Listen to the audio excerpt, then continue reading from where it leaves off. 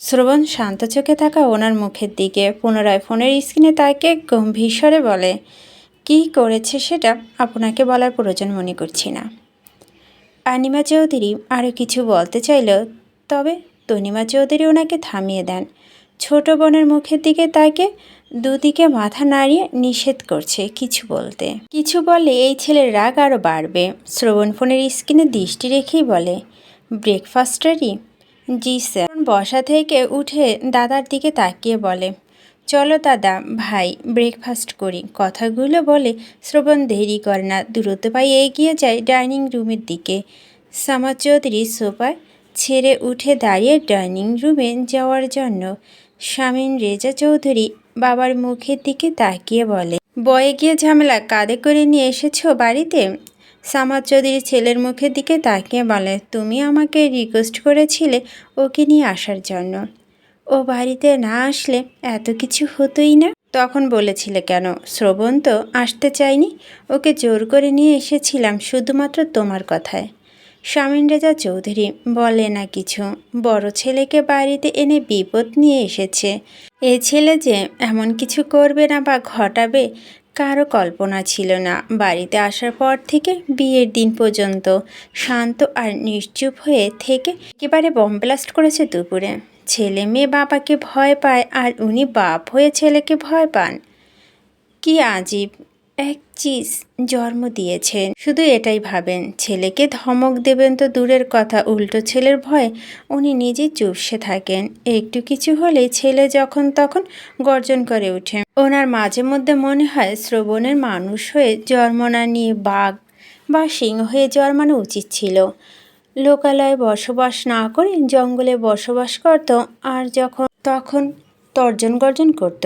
আজকে ডিএনএ টেস্টের রিপোর্ট আনার জন্য যাবে শ্রবণ আর স্পর্শ।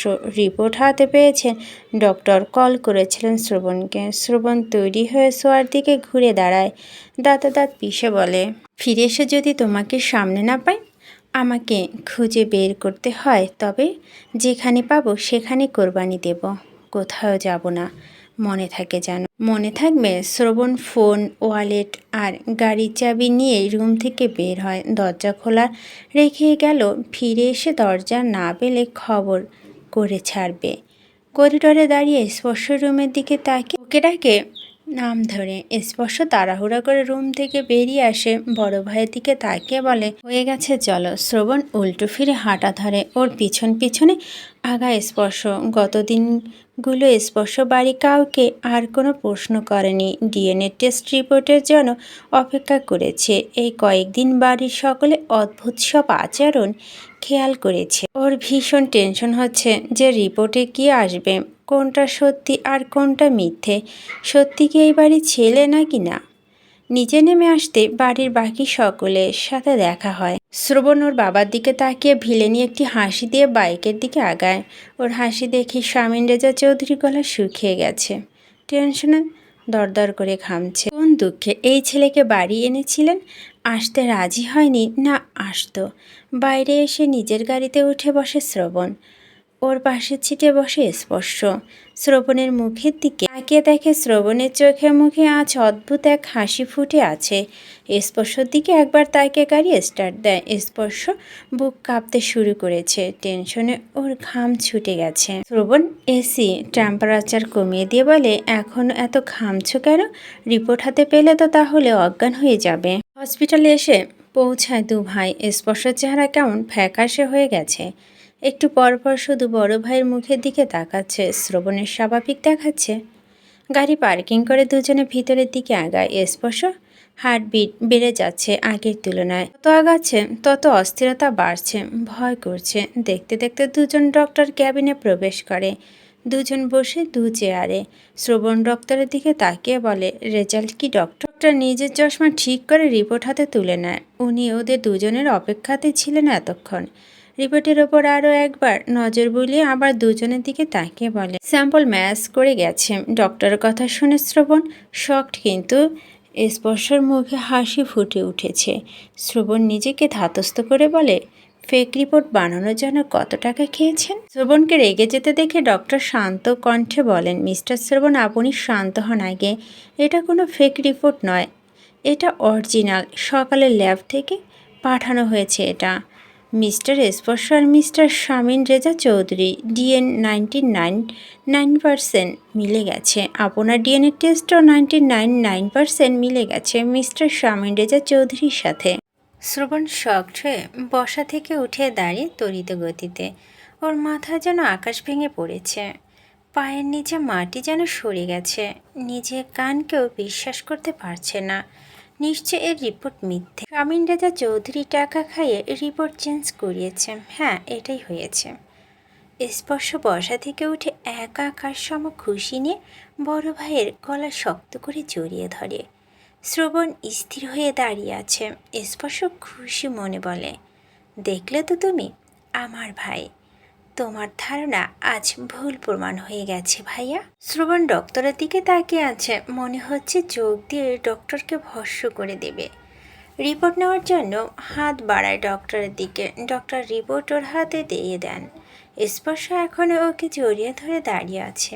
ওর আনন্দ ধরছে না এখন। চিৎকার করে সারা দুনিয়াকে জানাতে ইচ্ছে করছে শ্রবণ চৌধুরী ওর বড় ভাই, সত্যি ওর বড় ভাই। শ্রবণ নিজের রিপোর্টের ওপর নজর বোলা। রেজাল্ট দেখে ওর মাথা ঘুরে যাচ্ছে। রাগে পুরো শরীর থরথর করে কাঁপতে শুরু করেছে। মস্তিষ্ক আগুন ধরে গেছে, পুরো দুনিয়া আগুন ধরিয়ে দিতে ইচ্ছে করছে। রোবোটিক সুরে বলে, স্পর্শ ছাড়ো আমাকে। স্পর্শ এতক্ষণ ভাবনায় তলিয়েছিল। বড় ভাইয়ের কথা ভাবনার ছেদ পড়েছে। ছেড়ে দাঁড়াতে শ্রবণ ওর এক হাত মুঠো করে ধরে ধূপধাপ পা ফেলে কেবিন থেকে বেরিয়ে বাইরে থেকে হাঁটা শুরু করে। স্পর্শ কিছু বুঝতে না পেরে ভাইয়ের সাথে সাথে আগাচ্ছে। শ্রবণ এমন রেগে আছে কেন? গাড়িতে উঠে ড্রাইভিং সিটে বসে শ্রবণ পাশে বসে।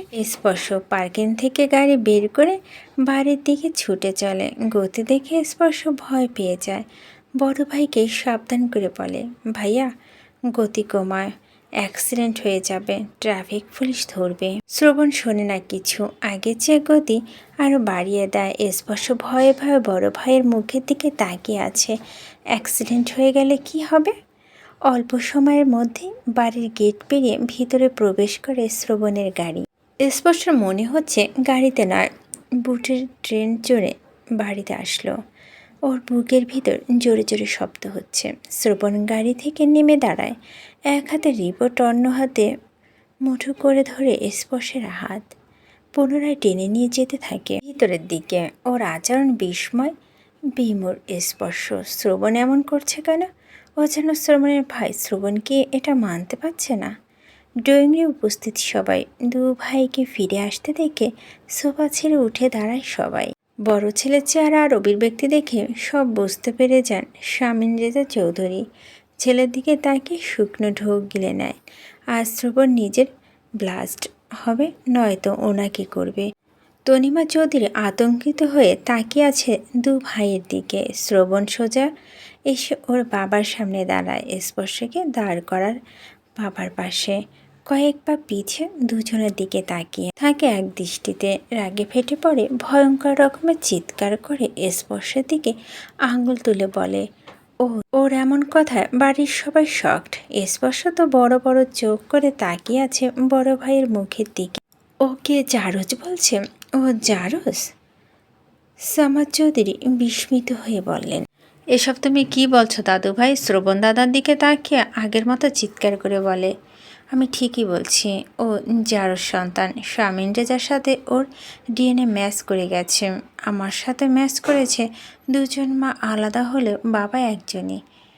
এই জানোয়ার আমার আম্মু বেঁচে থাকতেই ও নষ্ট মহিলার সাথে ব্যভিচারে লিপ্ত হয়ে স্পর্শকে জন্ম দিয়েছিল। তাহলে এর মানে কি দাঁড়ায়? স্পর্শ নিশ্চয় জারজ। স্পর্শের মাথায় আকাশ ভেঙে পড়ে। বিস্ফোরণে ঘটল যেন মস্তিষ্ক। সব কিছু পুরোপুরি গায়েব হয়ে গেছে। শ্রবণের বাবার দিকে তাকিয়ে আগের মতো চিৎকার করে বলে, তুই নিজে জারজ ছেলেকে বাড়িতে সকলের সামনে সৎ ছেলে বলে পরিচয় করিয়েছিস, ভেবেছিস কেউ কোনো দিন কিছু জানতে পারবে না? বারবার জারজ শব্দটা শুনে শামীম রেজা চৌধুরী চিৎকার করে বলে, স্পর্শ জারদ নয়, ও অবৈধ নয়, ও আমার ছেলে, আমার বৈধ সন্তান। ওর মাকে আমি অনেক আগে বিয়ে করেছিলাম। সবাই কিছু বুঝে ওঠার আগে শ্রবণের হাতে রিপোর্ট ফেলে ওর বাবার গলা চেপে ধরে ভয়ঙ্কর রকমের আক্রোশ নিয়ে। ও হঠাৎ আক্রমণে স্বামী ডেজে চৌধুরী কিছু করতে পারে না। বাবাকে ফ্লোরে ফেলে বুকের ওপর চড়ে বসে গলা চেপে ধরেছিল। আর কতক্ষণ এভাবে থাকলে মেরেই ফেলবে। সিয়াম স্পর্শ আর শামীম রেজা চৌধুরী শ্রবণকে টেনে সরিয়ে নিয়ে আসার চেষ্টা করে। অনেক টানাটানির পর কোনো রকম উপর থেকে সরিয়ে নিয়ে আসে। শামীম রেজা চৌধুরী নিজের গলা চেপে ধরে খুঁতখুত করে কাশতে শুরু করেছেন। শ্রবণ তিনজনের কাছ থেকে ছোটার জন্য ছটফট করছে আর হুঙ্কার ছাড়ছে। বাবার দিকে তাকে গর্জন করে বলে, তুই আমার আম্মুকে ঠকিয়েছিস, তোকে আমি খুন করে ফেলবো। আমার আম্মু স্ট্রোক করে মারা যায়নি, তুই খুন করেছিস নিজের রাস্তা ক্লিয়ার করার জন্য। লাফালাফি করতে করতে তিনজনের কাছ থেকে নিজে ছাড়িয়ে নেয় শ্রবণ। আগ্রাসীভাবে ছুটে গিয়ে বাবার মুখ বরাবর ঘুষ বসিয়ে দেয়। পুনরায় গলা চেপে ধরে বলে, আজকে তোকে খুন করে আমি ফাঁসিতে ঝুলব। শ্রবণকে আবারও শামীম রেজা চৌধুরীর ওপর থেকে টেনে সরিয়ে আনা হয়। শ্রবণের রাগ আকাশছোঁয়া হয়ে গেছে। ওকে তিনজন মিলেও আটকে রাখতে হিমশিম খেয়ে যাচ্ছে। শরীরে দানবীয় শক্তি ভর করেছে। ওর গর্জনে যেন পুরো বাড়ি কেঁপে কেঁপে উঠছে। সোহার রুম থেকে বেরিয়ে এসেছে শ্রবণের গর্জন শুনে। ড্রয়িং রুমের অবস্থা দেখে ভয়ে দূরে দাঁড়িয়ে আছে। শ্রবণ বাবার দিকে তাকে ছোটাছুটি করতে করতে বলে, ছাড়ো আমাকে, আমি আজ ওকে খুন করে ফেলবো। ও আমার আম্মুকে খুন করেছে, আমার বোনকে খুন করেছে, আমি ওকে খুন করে ফেলবো। শামীম রেজা চৌধুরী বলেন, আমি তোমার আম্মুকে খুন করিনি, ও স্ট্রোক করে মারা গেছে। তুই মিথ্যে বলছিস জানোয়ার। তোমার আম্মু যেদিন স্ট্রোক করে মারা গেছে সেদিন আমি বাড়িতে ছিলাম। বাড়িতে না থাকলে ওকে মারলাম কীভাবে? শ্রবণ নিজেকে শান্ত করে ঘাড় কাত করে আনিমা চৌধুরীর দিকে তাকায়। ওর তাকানো দেখে আনিমা চৌধুরী কলিজা শুকে কাঠ। শুকনো ঢোক গিলে সকলের দিকে নজর বুলায়। শ্রবণ পুনরায় পাগলের মতো ছোটাছুটি করতে করতে বলে, কুত্তার বাচ্চা, তুই মেরেছিস আমার আম্মুকে নিজের বোনের রাস্তা ক্লিয়ার করার জন্য। ওই দিন তুই বাড়িতে ছিলি, আম্মুর সাথে ঝগড়া করেছিলি। আজকে তোকে আমার হাত থেকে কেউ বাঁচাতে পারবে না। তোরা ছাড় আমাকে, নয়তো তোদেরও জিন্দা দাফন করব। গড়গড় করে কথাগুলো বলে একটু থেমে শ্বাস টেনে নেয়। পুনরায় বলে, তুই আমার বোনকে ইচ্ছে করে মেরেছিস, তুই মারতে পারিস নি আমাকে। বাড়ির সবাই আনিমা চৌধুরীর দিকে তাকিয়ে আছে। আনিমা চৌধুরী নিজেকে নির্দোষ প্রমাণ করার জন্য বলে, আমি ভাবিকে খুন করিনি, উনি স্ট্রোক করে মারা গেছেন। আমি ইচ্ছে করে তোমার বোন সাফাকে মারিনি, ওটা একটা অ্যাক্সিডেন্ট ছিল। ওর গলা খাবার আটকে শ্বাসনালীতে চলে যাবে। আমি বুঝতে পারিনি। কুত্তার বাচ্চা, কেন বুঝতে পারিসনি? 1.5 মাস একটা বাচ্চাকে তুই কি খাওয়াতে গিয়েছিলি যে গলা আটকে শ্বাসনালীতে চলে গিয়েছিল? আর মৃত্যু হলেও খাবারের মধ্যে বিষ মিশিয়ে দিয়েছিলি, তাই না? আজকে তোকে বিষ খাবো আমি। তিনজনের কাছ থেকে আগ্রাসীভাবে ছুটে গিয়ে আনিমা চৌধুরী গলা চেপে ধরে। হাতে চাপ এতই বেশি যে আনিমা চৌধুরী চোখ দুটো সাথে সাথে উল্টে গেছে। বাড়ির কেউ বুঝতে পারছে না এই শ্রবণ কিভাবে শান্ত করবে। যা শুরু করেছে সত্যি সত্যি কাউকে খুন করেই ফেলবে। আনিমা চৌধুরীকে শ্রবণের হাত থেকে ছাড়ানোর জন্য ধস্তাধস্তি শুরু করে দিয়েছে। গলা থেকে শ্রবণের হাত সরাতে সক্ষম হলেও শ্রবণে পুনরায় থাবাতে চুল ধরে, এমনভাবে টান দেয় যে দাঁড়িয়ে থাকা মানুষের ঠাস করে ফোরে পড়ে যায়। শামীম রেজা চৌধুরী ভয়ঙ্কর রকমের রেগে গিয়ে বলে, শ্রবণ, তুমি আমার ওয়াইফের সাথে এমন করছো কেন? অভদ্রতা বন্ধ করো। তুই কাকে অভদ্র বলছিস? অভদ্র তো তোরা, এক একটা নরপশু জানোয়ার। তোর এই পেয়ারের বউ কি করেছে জানিস? তুই জলযন্ত্র অবস্থায় থাকতে আরেক পুরুষের সাথে হোটেলে গিয়েছিল। আমার হাতে ধরা পড়ে কি করেছে জিজ্ঞেস কর। শ্রবণের কথা শুনে সবাই বিস্ফোরিত হয়ে আনিমা চৌধুরীর দিকে তাকায়। সিয়ামের হাত আলগা হয়ে গেছে এমন কথা শুনে শ্রবণকে ছেড়ে দিয়ে স্থির হয়ে দাঁড়িয়ে আছে।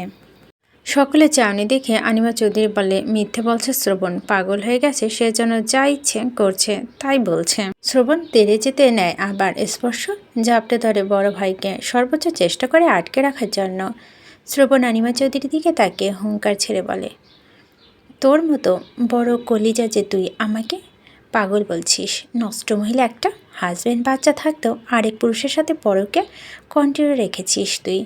আমার কাছে ধরা পড়ে হাতে নাতে ধরা মাপ চেয়েছিলি যেন আমি কাউকে কিচ্ছু না বলি। কসম করছিলি এমন কিছু আর কোনোদিন করবি না। তোদের নিয়ে আমার কোনো মাথা ব্যথা ছিল না, তাই কোনোদিন কিছু বলিনি কাউকে। তোকে কিছু বলিনি। আমার তো এখন সন্দেহ হচ্ছে সোহা আর সিয়াম শাহিন রেজা চৌধুরী সন্তান নাকি অন্য কারো। ডিএনএ টেস্ট করলে নিশ্চয় ওদের বাবা অন্য কেউ হবে। হোটেলে পুরানো রেজিস্টার খাতা খুঁজলে এখনও তোর নাম পাওয়া যাবে। আমার কথা বিশ্বাস না হলে গিয়ে খুঁজে দেখতে পারেন। আনিমা চৌধুরীর মুখ চুপসে যায়, বড় গলা করে আর কিছু বলতে পারে না। সিয়াম ঘৃণা মায়ের দিক চেয়ে মুখ ফিরিয়ে নেয়। সোহা ফ্যাল করে তাকিয়ে আছে মায়ের দিকে আর শ্রবণের দিকে। শাহিন রেজা চৌধুরী কিছু বলতে পারছে না। কেন যেন শ্রবণের কথাগুলো ওনার কাছে সত্যি মনে হচ্ছে।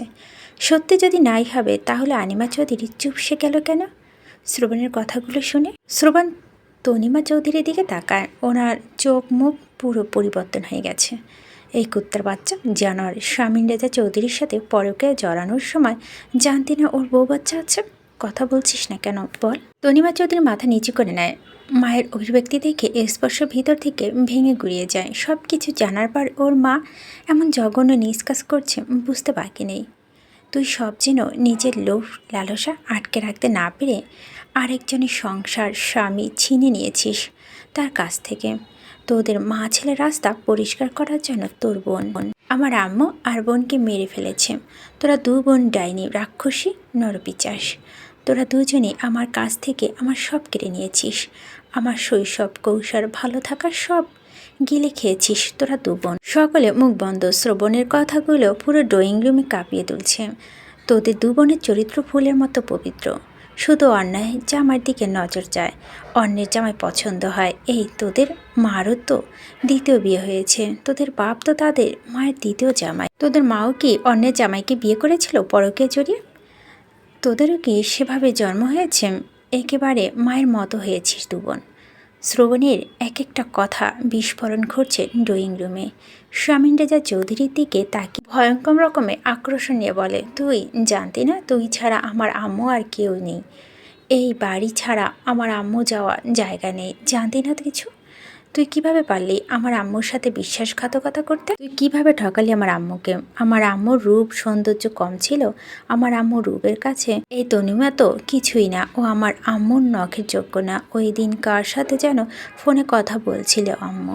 তারপর তোকে অনেকবার কল করছিল কিন্তু তুই রিসিভ করিসনি ফোন। আম্মু আমাকে আর বোনকে জড়িয়ে অনেক কেঁদেছিল। বারবার জিজ্ঞেস করার পরও কিছু বলেনি আমাকে। বিকেলে আনিমার সাথে ঝগড়া করে আর রাতে আমার আম্মু আমাদের দু ভাই বোনকে ছেড়ে চলে যায় সারা জীবনের জন্য। আম্মু কি তোর গোপন সংসারের কথা জানতে পেরে গিয়েছিল? তুই ওই রাতে স্পর্শ আর তনিমের কাছে ছিলি, তাই না? শামিন রেজা চৌধুরী চুপ করে থাকেন। শ্রবণের কথাগুলো শুনে তিনজন বাদে সবাই বাকরুদ্ধ হয়ে গেছে। বাবাকে নিরুত্তর দেখে শ্রবণের রাগ আরও বেড়ে যায়। স্পর্শর হাত থেকে নিজেকে ছাড়িয়ে নিয়ে পুনরায় আক্রমণ করে বসে। স্পর্শার সিয়াম স্থির হয়ে দাঁড়িয়ে আছে। শ্রবণে আটকাতে যাচ্ছে না দু ভাই। সামাদ চৌধুরী আর শাহিন রেজা চৌধুরী দূরত্বে এসে শ্রবণে আলাদা করার চেষ্টা করেন। এই ছেলে আজকের বাপকে মেরে ফেলবে। শামিন রেজা চৌধুরী নাক মুখ দিয়ে রক্ত পড়ছে। মাথা ধরে একটা বাড়িতে মেরেছে ফ্লোরের উপর। ভয় তটস্থ হয়ে গেছে তনিমা চৌধুরী। আনিমা চৌধুরী বসা থেকে উঠে গিয়ে বড় বোনের পাশে দাঁড়ান। অনেক ধস্তাধস্তির পর শ্রবণে আবার সরিয়ে নিয়ে আসতে সক্ষম হন দুজন। শ্রবণ এখন আবার নিজের কন্ট্রোল হারিয়ে ফেলেছে। পাগলের মতো আচরণ করছে, সাথে চিৎকার করে গালাগালি করছে শামিন রেজা চৌধুরীকে। কিছুতে মানতে পারছে না ওর আম্মু এত বাজেভাবে ঠকে গিয়ে বুক ভরা যন্ত্রণা নিয়ে দুনিয়া ছেড়েছে। এমনিতে এই বাড়ির মানুষগুলো ছোটবেলা থেকে সহ্য করতে পারে না। এখন এত বড় সত্যি জানার পর সহ্য করতে পারে না। এখন এত বড় সত্যি জানার পর আর পারছে না। অশান্ত হয়ে থাকা শ্রবণ হঠাৎ শান্ত হয়ে যায়। ঢলে পড়ে নিচের দিকে, শক্ত করে আলকে ধরে আটকে নিচে পড়ে যাওয়া। তবে জোরে পড়েনি, ব্যথাও পায়নি। মুখ দিয়ে তাকিয়ে দেখে অজ্ঞান হয়ে গেছে। শাহিন রেজা চৌধুরী ছেলের দিকে তাকিয়ে বলে, সিয়াম পানির জগ নিয়ে আয় দ্রুত। সিয়াম পানির জগ নিয়ে আসার জন্য আগায় দ্রুত পায়। স্পর্শ বাবা মায়ের দিকে একবার তাকিয়ে বলে, তোমরা এত জঘন্য মানুষ কেন? এত জঘন্য মানুষ আমার বাবা মা হতে পারে না। আজকে থেকে তোমরা আমার কেউ হবে না। আজকে থেকে জানবে স্পর্শ মরে গেছে। স্পর্শ সত্যি মরে গেছে। ভাইয়া আম্মু মানে বড় আম্মুকে তোমরা ঠকিয়েছ না? তোমরা এই প্রতিদান অবশ্যই পাবে। ভয়ঙ্করভাবে ফিরে পাবে। সিয়াম পানি নিয়ে এসেছে। স্পর্শ ওর হাত থেকে জগ নিয়ে শ্রবণের কাছে এসে চোখে মুখে পানি দিতে দিতে ভাইয়া ভাইয়া বলে ডাকতে শুরু করে। অনেক ডাকাডাকির পরে শ্রবণের জ্ঞান ফেরে না। জগে পুরো পানি ওর চোখে মুখে আর মাথায় ঢালা হয়েছে, তবুও জ্ঞান ফিরছে না। স্পর্শ দাদার মুখের দিকে তাকিয়ে বলে, দাদাভাই এভাবে হবে না, হসপিটাল নিতে হবে। সিয়াম ড্রাইভারকে গাড়ি বের করতে বলো। সিয়াম দৌড়ে যায় বাইরের দিকে। শামীম রেজা চৌধুরী বলেন, স্ট্রোক করেছে মনে হচ্ছে। ডক্টর আগেবার বলেছিল অনেক বেশি মানসিক স্ট্রেস না নিতে, পুনরায় এমন হলে স্ট্রোক করবে। সামাদ চৌধুরী বড় ছেলের দিকে তাকে গর্জন করে বলে, শ্রবণের কিছু হলে তোমাদের আমি ছাড়ব না। সিয়াম দরজার কাছে দাঁড়িয়ে চিৎকার করে বলছে শ্রবণকে নিয়ে যাওয়ার জন্য। স্পর্শ আর শাহিন রেজা চৌধুরী শ্রবণকে কোনো রকম উঁচু করে ধরে বাইরের দিকে আগান। যাওয়ার আগে স্ত্রীর দিকে অগ্নিদৃষ্টি নিক্ষেপ করে বলেন, তোর ব্যবস্থা ফিরে এসে করছি।